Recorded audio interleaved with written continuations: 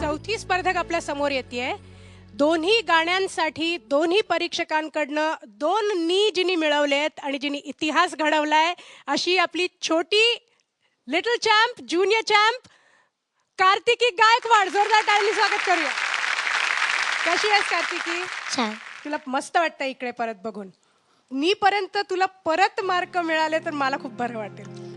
माझे अछुडे बछुडे छकुडे गराधे रुपडे, माझे अछुडे बछुडे छकुडे गराधे रुपडे, पांघरू घालिते पांघरू घालिते कुचडे, माझे अछुडे बछुडे छकुडे गराधे रुपडे.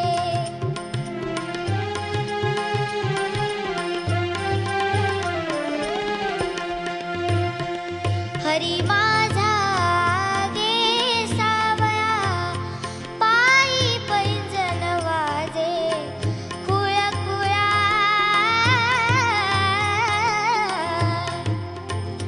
हरी माझा गे सावया पायी पैंजण वाजे कुळा कुळा,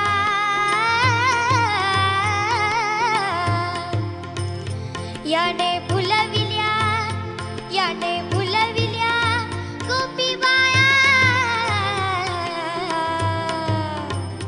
माझे अछुडे बछुडे छकुडे गराधे रुपडे, माझे अछुडे बछुडे छकुडे गराधे रुपडे, माझे अछुडे बछुडे छकुडे गराधे रुपडे.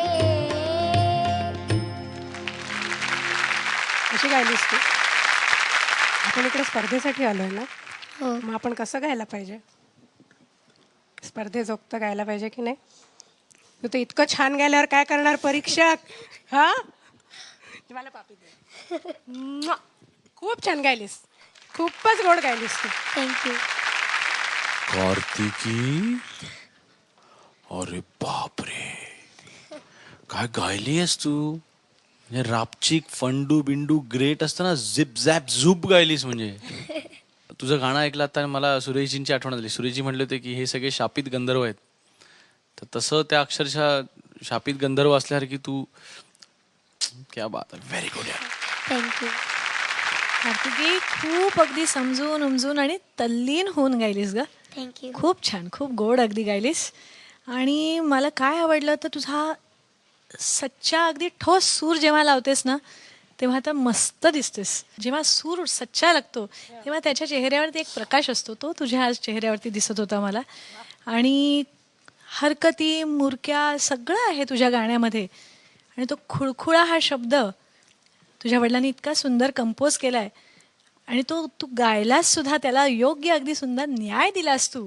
आणि तो खुळखुळा आमच्या सगळ्यांच्या कानात वाजत होता. खूप सुंदर. कार्तिकी, तुझी अशीच कीर्ती जगभर पसरो, खूप मोठी हो. अगं बाई, हीच एक अच्चुडी बच्चुडी छकुडी आहे. खूप छान. थँक्यू. मला तुझ्या वडिलांचं अभिनंदन करावं असं वाटेल की हे कंपोज तर त्यांनी अप्रतिम केलं आणि तुझ्या गळ्यात पण त्यांनी ते इतक्या योग्यरित्या टाकलंय. म्हणजे आलीस वाघिणीसारखी आलीस आणि शिकार करून चालली आता. क्या बात आहे. Keep it up Kartiki, very good. अच्छा, मला सांग एक गोष्ट, की तू तर गातेस तर फॅन्टॅस्टिक, त्याच्यात तर काही आता म्हणजे वादच नाही, पण तू मस्तीही खूप करतेस. आहेस तू बऱ्यापैकी मस्तीखोर, मला कळलेलं आहे हे. इकडे आता मला सांग, तू स्वतः एवढी मस्तीखोर आहेस तर तू हा जो अभिषेक सराफ आहे ह्याच्याबद्दल काय मत आहे तुझं? तुम्ही जर मतदान ठेवलं ना आमच्यात हा, तर पहिला तोच निवडून येईल.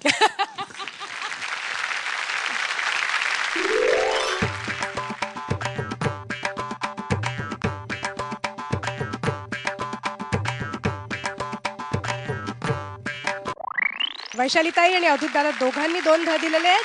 Congratulation. Thank you. Wish you all the best.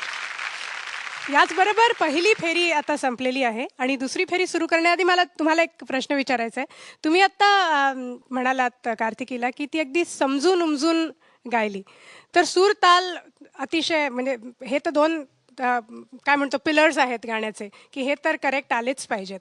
पण ह्याच्या पलीकडे जाऊन आणखीन गाण्यात अशा कोणत्या गोष्टी आहेत ज्या खरोखर खूप जास्ती महत्त्वाच्या आहेत, ज्यांनी गाणं खुलून समोर येतं?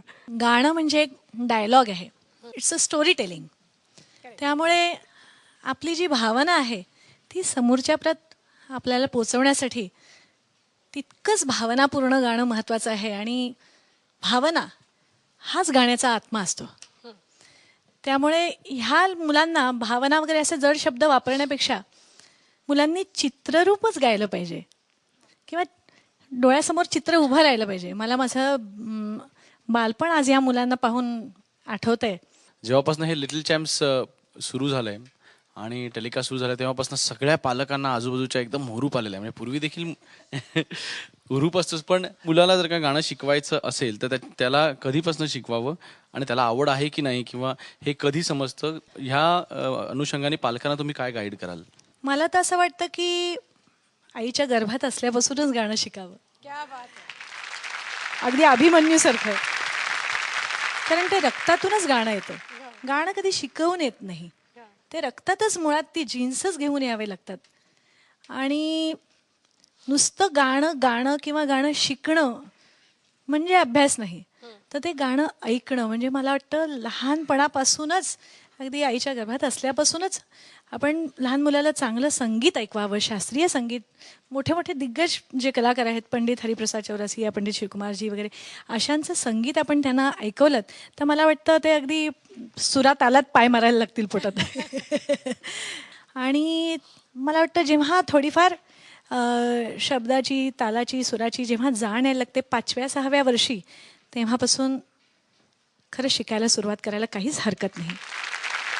हे बीज तुम्ही आत्ता अंकुरा आणि नंतर त्याचा वटवृक्ष नक्कीच होईल पहा.